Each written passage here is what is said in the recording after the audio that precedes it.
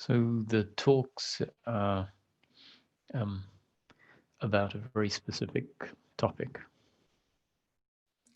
and that in practical terms, we could say the talks are about peace of mind, continuous unbroken peace of mind in daily living. Peace of mind for the human being, for this human being in this life. And continuous unbroken peace of mind for this human being in this life, regardless of the circumstance that we find ourselves in, is what human happiness turns out to be.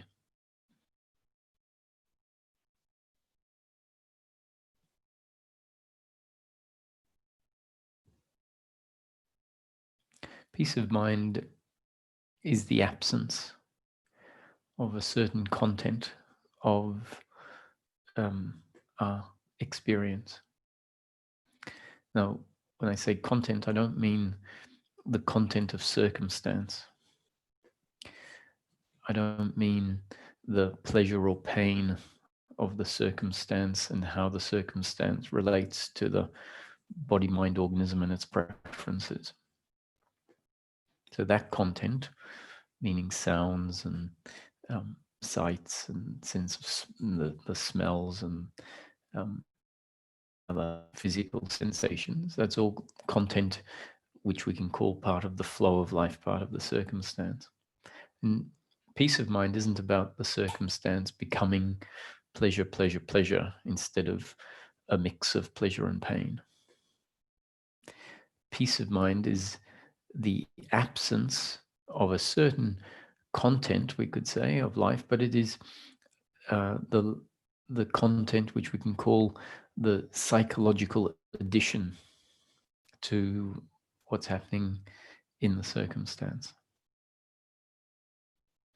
And that psychological attitude, or that attitude to the circumstance,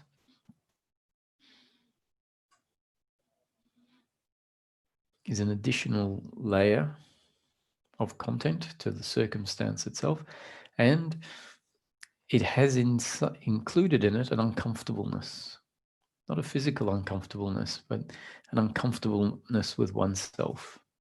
So it means there's essentially a resistance to life, a resistance in several different forms. The resistance can arise in several different forms.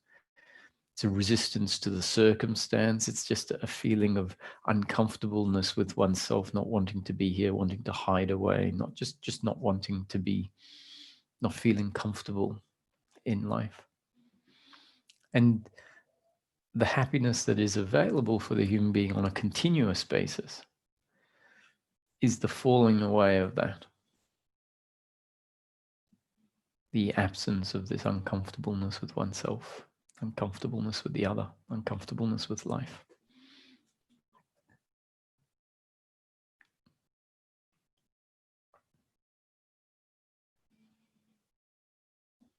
Now, if we think about that, we could say, well, that sounds very boring, that, human happiness is the absence of something.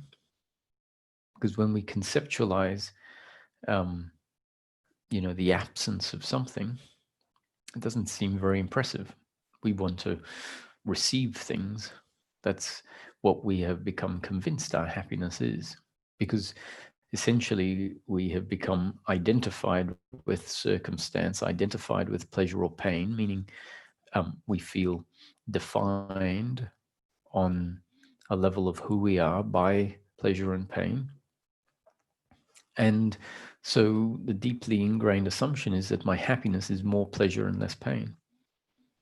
And so when we put forward the description that happiness for the human being is the absence of suffering, it doesn't seem to resonate very well with our idea of happiness. I mean, I guess it's like telling a kid, this Christmas, we're going to give you a present, which is the absence of something. So you're not actually going to get anything. And the kid's not going to be very impressed with that.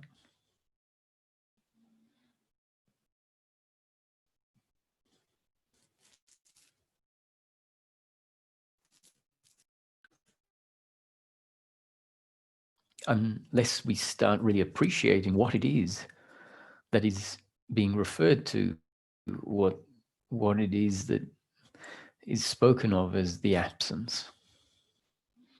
And if it's realized that this attitude towards life, the psychological me,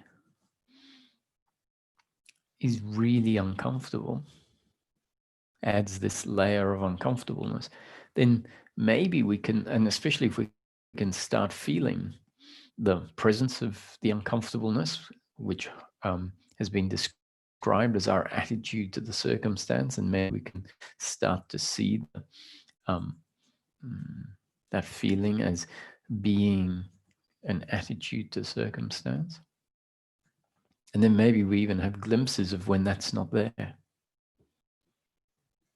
Glimpses that we appreciate, because the truth is that many people, for some of our days, don't experience suffering, but it's so intermittent. And when it's intermittent, it doesn't seem to have the same impact.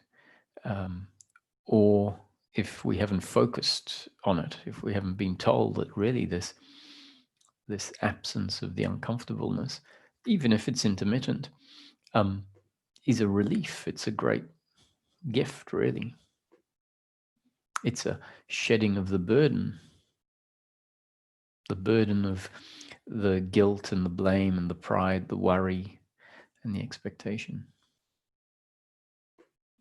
And relief is a good word. It's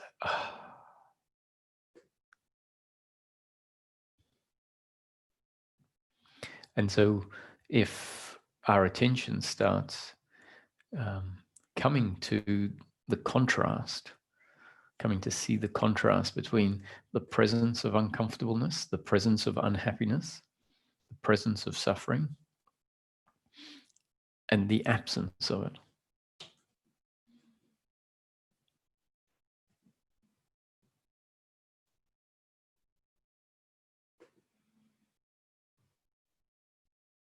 So we could use the analogy, which is like you have a headache and then there is the absence of the headache. However, in the analogy, be sure to understand it is just an analogy, because the headache is pain and the absence of the headache is the absence of pain. Now, suffering is not to be found on that dimension of pleasure and pain. It isn't the absence of pain.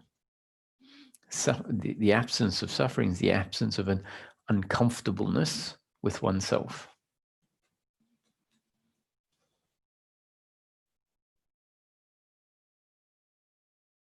And so the absence of the uncomfortableness with oneself, we wouldn't say is more pleasurable. We wouldn't say it is more pleasure, because the uncomfortableness is an attitude towards the level of, or an attitude towards the dimension of pleasure or pain. And so the falling away of that attitude is not giving us more or less pleasure or pain. It's giving us less suffering.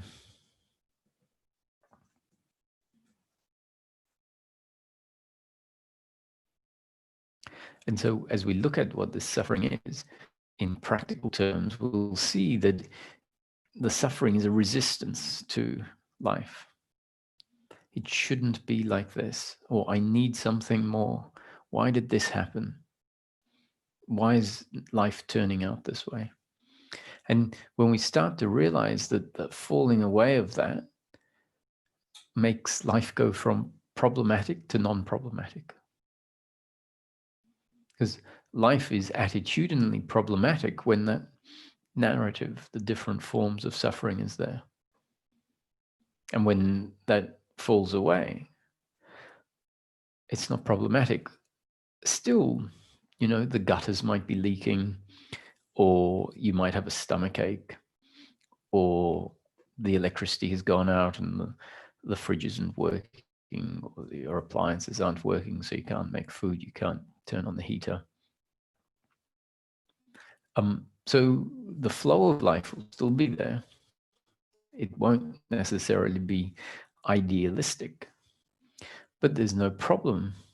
I mean, in the circumstance, you could say there's a problem relative to a certain benchmark of the electricity working or your stomach being in good health. If you stick that benchmark down, then relative to that benchmark, there is a problem. And you don't really need to, I'm not saying we shouldn't stick a benchmark down.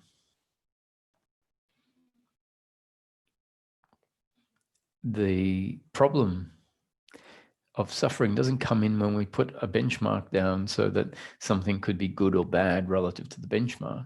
It's when that benchmark is taken to be how life should be. Because then what happens is we will create an idea of how life should be and then resist how life is. Whereas if we say, this is a benchmark of good health, so that I can ring the doctor up and say, something is not quite right. Can I make an appointment to come in and see you? So that's not suffering unless we've turned the benchmark into how life should be.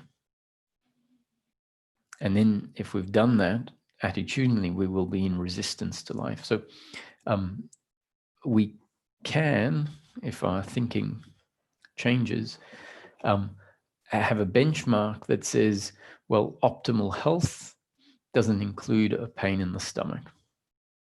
And when there is a pain in the stomach, practically speaking, why not do what you can to improve the situation? So you make a doctor's appointment, all the while having the attitude that says life is one way in each moment, and therefore the life should be different. As an attitude doesn't come up. Now that split thinking, in a way, is not exactly how our thinking has formed. So in today's satsang, I'd like to talk about the difference between discernment and judgment.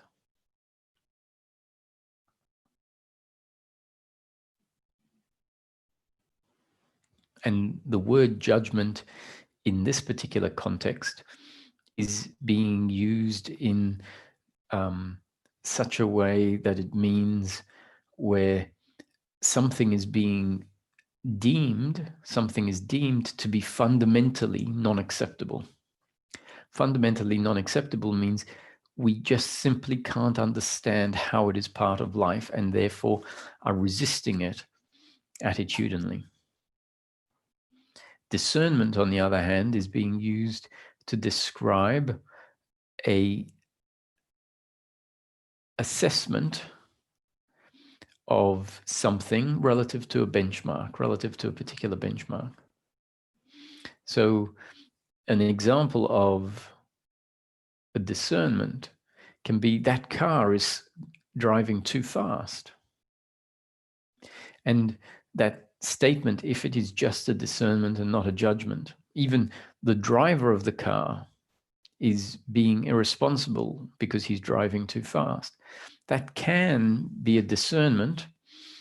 What tends to happen with humans is as soon as we discern, we turn it into a judgment, which means if we discern the situation to be painful to us, not in line with our preference, then automatically the attachment to outcome, that is part of the human makeup until it's not, if destiny undoes it.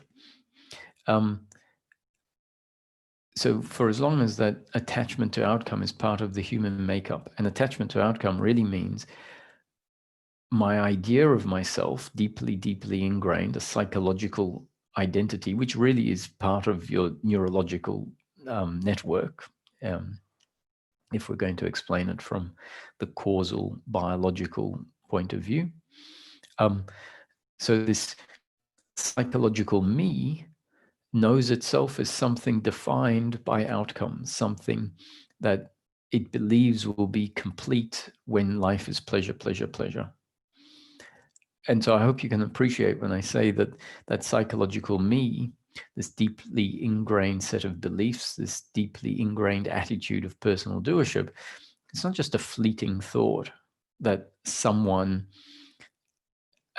creates and has.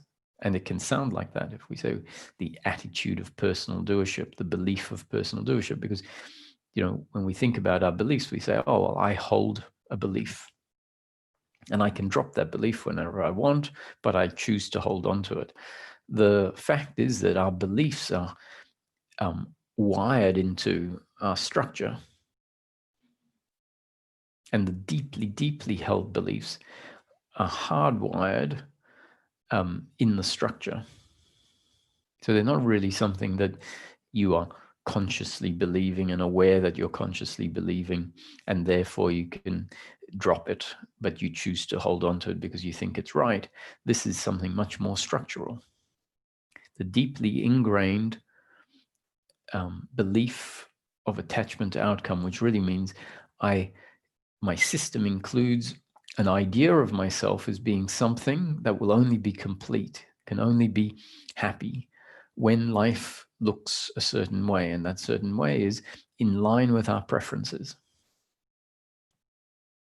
which really means when life is pleasure, pleasure, pleasure, because our preferences are those things that will deliver us pleasure. Now, the truth of the matter is life is never going to align with our preferences indefinitely, because life is this much bigger movement of complexity, of circumstance.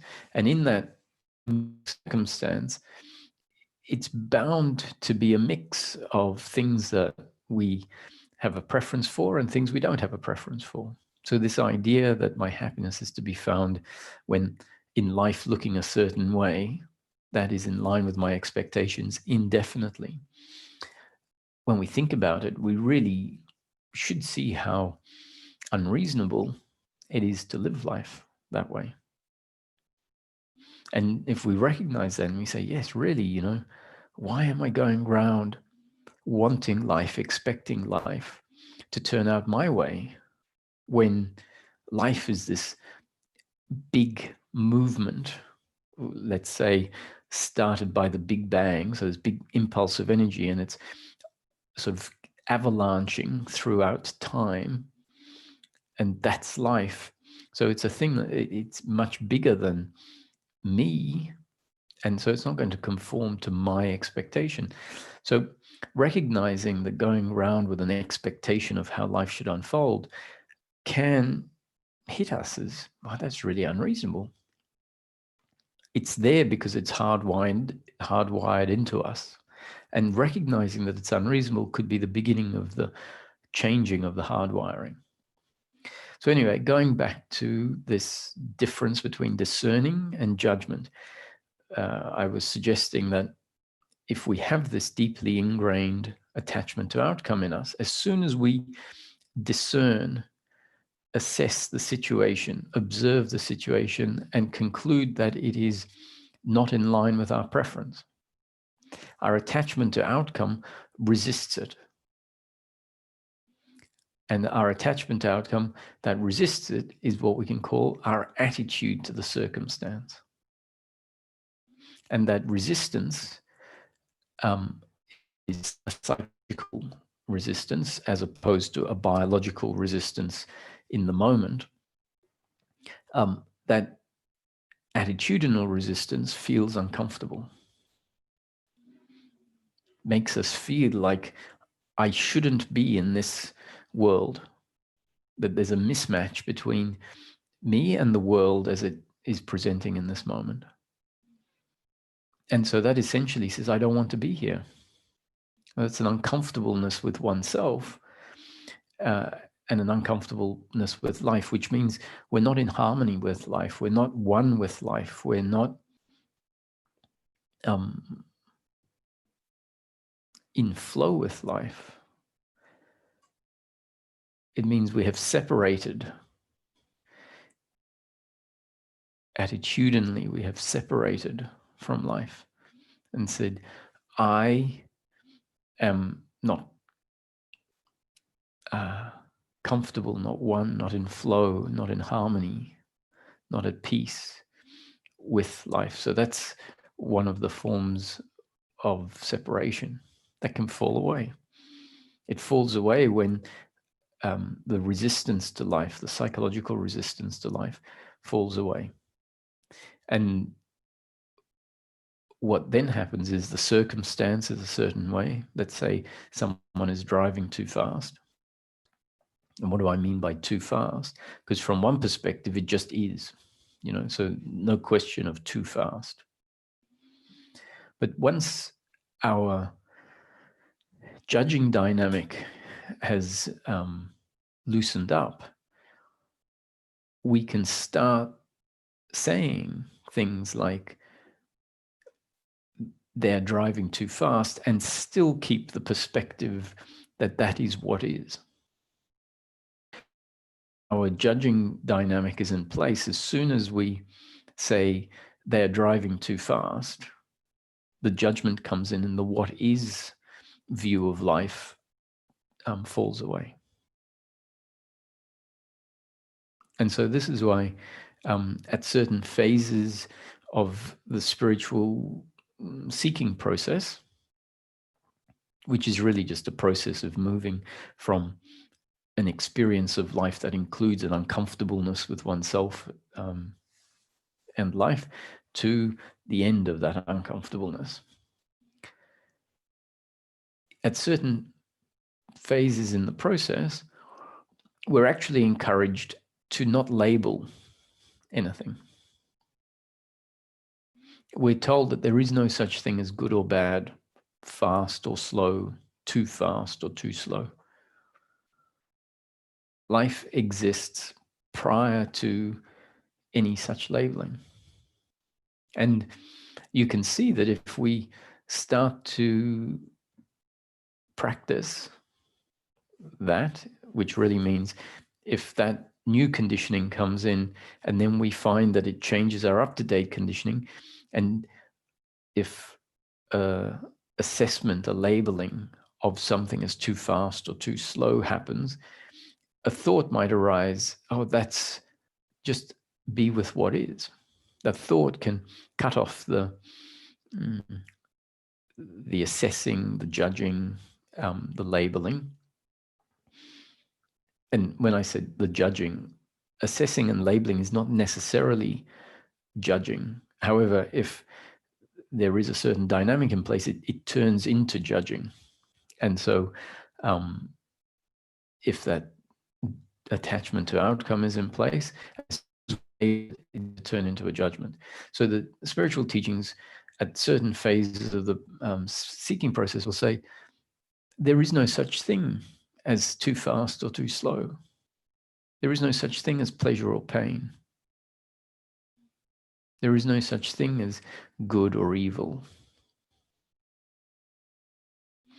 It will tell you that those are just your labeling of what is. And if you cease to label it, then it's just what is. And what is sometimes referred to as truth. And our labeling is often referred to as ignorance. Now, it's not really the labeling that's the ignorance, but the judging. Because the judging, which is based on the labeling, is essentially saying it's adding in an extra layer on top of the circumstance, which we can call that is what is. And the judging is coming in saying it shouldn't be like that. And so we receive pointers that say, that is the ignorance. That is an attitude towards life that makes no sense, because life is, and life is always going to just be. So an attitude that says it shouldn't be is referred to as ignorance, and it is contaminating what is, such that what is then feels unacceptable. And it feels unacceptable not because of the inherent pleasure or pain relative to your preferences. It feels unacceptable because of the added resistance, which is the insistence that life is a certain way. So really this topic is about becoming clear that there is an experience we can call circumstantial. And that is what is referred to as what is the unfolding of the circumstantial aspect of life. And then there is this other layer that makes up part of our life experience, which is our attitude to what is or to the circumstance. And so to try and demonstrate this point by looking outside of this teaching, because we spend a lot of time with the concepts in this teaching, and I'll always come back to those, but if we look outside at what other teachings do to highlight this, we can get a better idea of why this is important. So some teachings will tell you, circumstance you're not in control of. There's too many moving parts and they're outside of you. You can't control whether the sun is shining, whether the other person looks at you a certain way or speaks to you a certain way. You can't control whether the electricity works or it doesn't. And then it says even your health, for example, is part of the circumstance, and that is being governed by mechanisms that are outside of your control, and you can't control that you eat is imperceptibly bad. So when you ingest it, it's going to make you physically sick. So these things happen or they don't happen. So they say the circumstance is not in your control. Your attitude to the circumstance, however, is optional. And the reason it says that is when our attitude changes, it's essentially a thought, the attitude of doership and attachment, the attitude of resistance, the attitude of fear, of judgment, is all a thought movement. And in the moments when it changes from being judgment to the stopping of judgment, it happens in a way that feels like, oh, I did that. Like all our thinking, until we look at it closely, feels like that's my thinking. And so when our thinking changes, we automatically feel like, oh, I changed it. And so the process by which it changes from being us, let's say, blaming the other, hating the other, to the time when it doesn't happen, it can feel like, oh, I've chosen, because a thought might say, let me not have this attitude. That thought can arise, and that thought might cut off the blaming. And so at that point, we start going, oh, of course, my attitude is optional. I can blame them, or I can say, let me not have that attitude of blame. Now, those of you who are familiar with this teaching would say, yeah, but that attitude, that thought, let me not have that attitude, because even that thought is a result of your genes and up-to-date conditioning. And those are two factors, your genes and up-to-date conditioning. So having read the book that says, circumstances not in your control, but the attitude is optional, reading that and understanding what it says is new conditioning. And it can lead to this thought, Or let me not have this, let me choose again. Let me choose a different attitude. Let me not hate the world. Let me accept. And so those of you who are familiar with this teaching will say, yeah, but so that too is a outcome of your genes and up-to-date conditioning. And I go, well done. That's excellent. It's correct. However, my point here is to point out that the teachings that say your attitude is optional are not wrong. They're a methodology that is designed and tailored to how this change happens. And pointing it out that way, even though technically it's not the truth, and we can see that it's just a methodology that is effective. One of the things it does in pointing it out is it creates a distinction between circumstance, which in this teaching we call circumstance or the flow of life, which is pleasure or pain, depending on how it interacts with the biological preferences. So it's pointing out circumstance, which is not in your control,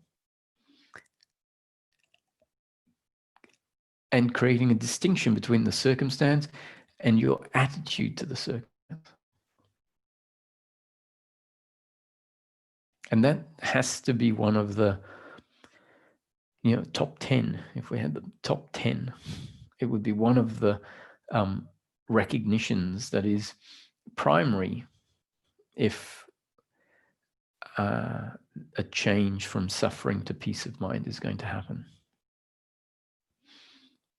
Our working mind at some point has to realize the difference between circumstance, which is pleasure and pain, and our attitude to the circumstance. If it doesn't, the attitude, the resistance, and the circumstance are going to remain enmeshed and imperceptible as two, and just be felt as my experience of life, and we will continue to feel completely just knowing life the way it arises, which is the mix of attitude and pleasure and pain, without it being clear that they are actually two different movements, one of which can fall away, one of which can dissolve. So that would be in the top 10, this recognizing that there are these two layers to our experience of life: circumstance, which is the pleasure and pain, and our attitude. And understanding that happiness for the human being is the absence of suffering, and the suffering is the attitude to the circumstance. So happiness for the human being is not the circumstance becoming pleasure, pleasure, pleasure, but rather the attitude changing from an attitude of judgment, resistance, doership, attachment to outcome, to the absence of that.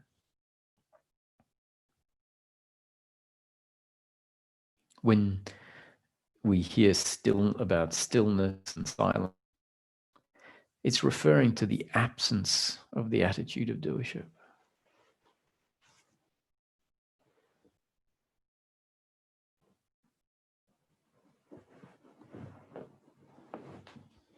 It's referring to a rolling back into oneself, into the essence of oneself.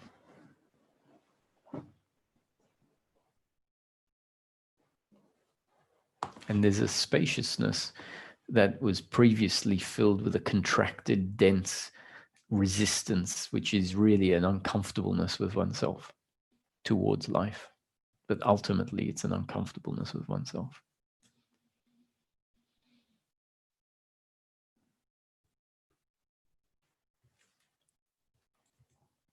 So going back to the difference between discerning and judging, and hopefully we can see that when I'm talking about judging is the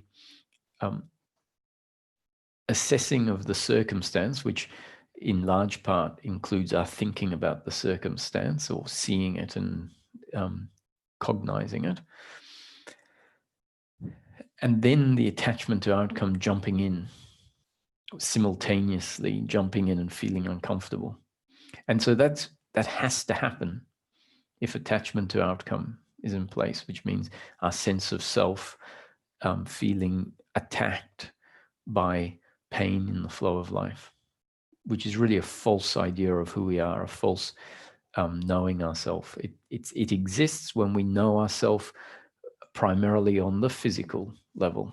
And then it makes sense that circumstance and pain, because it affects the physical, is going to feel like an attack on who I am.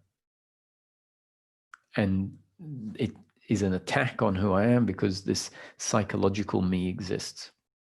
And so the psychological me basically is a belief about oneself, a deeply ingrained belief that revolves around an identification with the form and has no information, is not informed about the formless aspect of the human being. And the formless aspect goes deep, deep beyond what circumstance can touch, which is why if there is a realization of the fullness of the human being, that resting in ourself means that we rest deep below the surface expression of life. And so we start to feel the flow of life doesn't really touch the depth of who I am.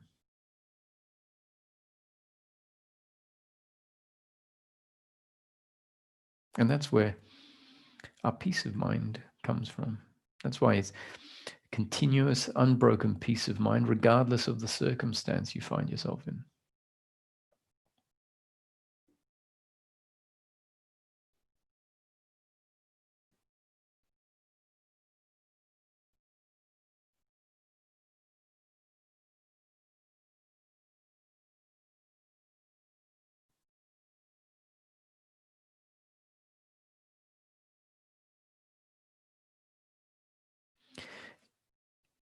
It gets reinforced that, or this understanding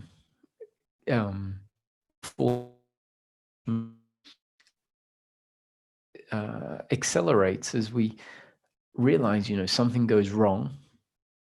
The car breaks down, someone we love is sick, someone we love dies, we lose our job. And if we're connected to this deeper aspect of ourselves, very intermittently and regularly, there's a falling in, and it's like, I exist, even now. I exist. And so there's a dropping out of the involvement in the circumstance. And so as we find ourselves able to rest outside of the circumstance, we get direct feedback that says my depth of being isn't affected by the circumstance. And so then ongoing in life, when circumstance happens, our attitude is, yes, this is life. And not just an attitude that says, yes, this is life, but really that's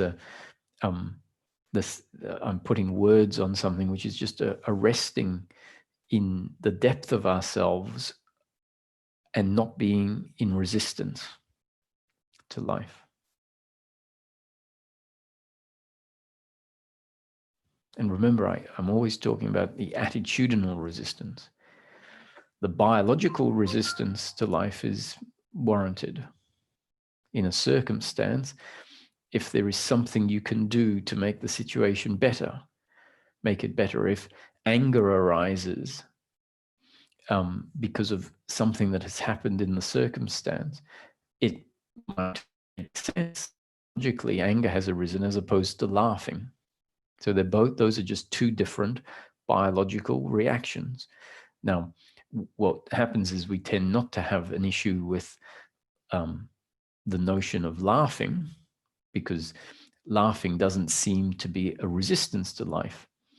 And yet, if we think about anger, we say, oh, you can't get angry because anger is a resistance to life. And if the attachment to outcome is there, yes, the anger is going to be accompanied with the blame and shame and judgment and attachment to outcome. And it's more than anger. It's anger wrapped up in attitudinal doership and attachment to outcome.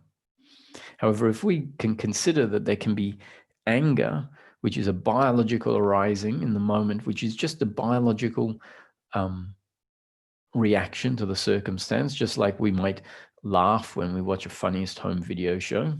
That's a biological reaction. And anger in its pure sense is a biological reaction in the moment, but it doesn't include this uncomfortableness on the level of the depth of oneself. It's essentially the biological part of the body getting angry and the psychological depth of ourself not getting angry. And horizontally, after the anger has arisen, assuming also that at our depth, when the anger arises, there is an attitude of non-doership, like this is all life, including the biological anger. And then horizontally, there is no narrative of why that shouldn't have happened, why there is no attitude of doership and attachment to outcome. Horizontally, you could say, well, I'm going to have to, put in a police report if someone has broken into the house, for example, and whatever. And so that can be, once again, more biological movements in the situation. If you can do something to improve the situation or something that is necessary, then this non-resistance doesn't mean that it will incapacitate the biological intelligence or the functional thinking. So this all becomes clearer and clearer for oneself as we start understanding that there is a biological reaction, which is part of circumstance. So the body is in the circumstance, and so there's a biological reaction and a psychological reaction. So those are the two movements that happen in a human being: biological reactions and psychological reactions. The psychological reactions are our attitude to the circumstance. The biological reaction is a reaction of the body as part of the circumstance. It can be tricky to discern the difference. The ultimate way that we discern the difference is by learning how to feel the difference between suffering, which is an uncomfortableness with oneself, and the pleasure or pain of the various biological reactions. And that those biological reactions can include emotional biological reactions like sadness and anger. And so the emotional biological reaction of sadness and anger is what we can call pain, but it doesn't include in it the uncomfortableness of oneself. If there's anger and it includes in it an uncomfortableness with oneself, that's because the anger is wrapped up in with shame or blame or attachment to outcome. So as we discern the difference, that becomes part of the process. So we have to hear these descriptions in order for us to start to feel what is being pointed at. So the descriptions are pointing at what will arise in your own life experience. And once we start feeling it, we've gone past the concept and we are now knowing what the concept is pointing at.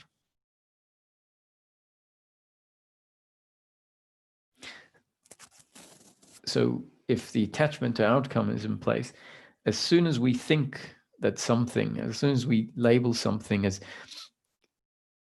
not pleasurable, it turns into a resistance. And so the teachings come along and say, there is no such thing as pleasure or pain, good or bad. That's all your labeling of life. So be with what is, which really means don't turn what is into what could have been, what should be, what shouldn't be. Look at it as what is.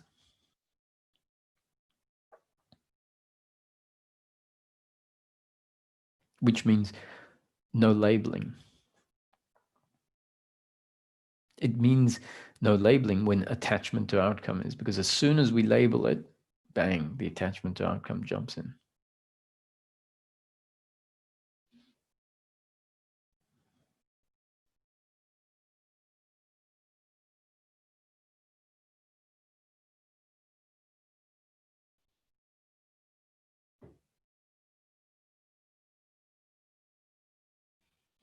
So we get told that calling something good or bad is attitudinal.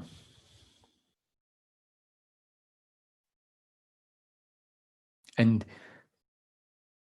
I can run with the fact that it is by default of the fact that the attachment to outcome, as soon as we call something good or bad, is going to jump in.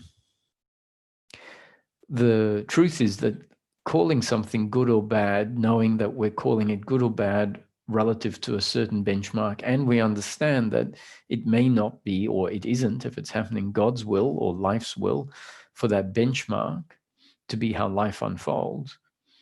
So if we say, when we get a test result back and it's 30 out of 100, we go, that's a very bad result.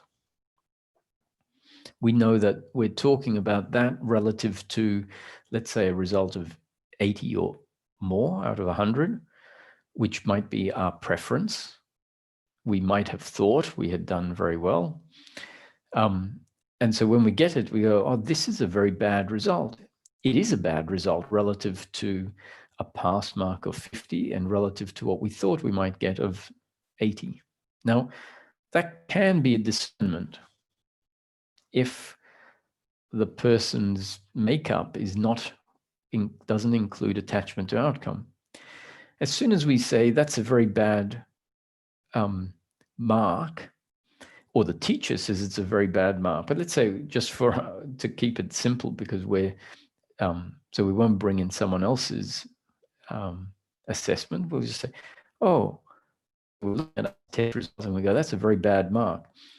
If attachment to outcome is there, it's going to turn, as soon as we say it's a bad mark, there's going to be a sense of uncomfortableness with oneself. I should have done better.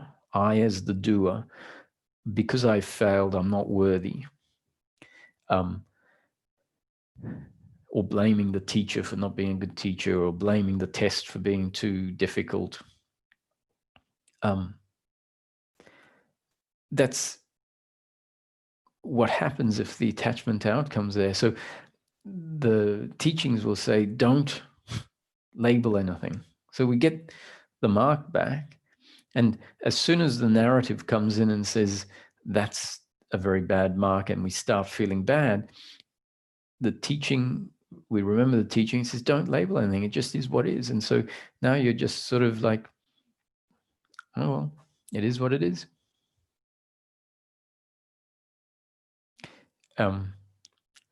So we're now not going in and saying it's bad. We're just, let's say, well, it just is.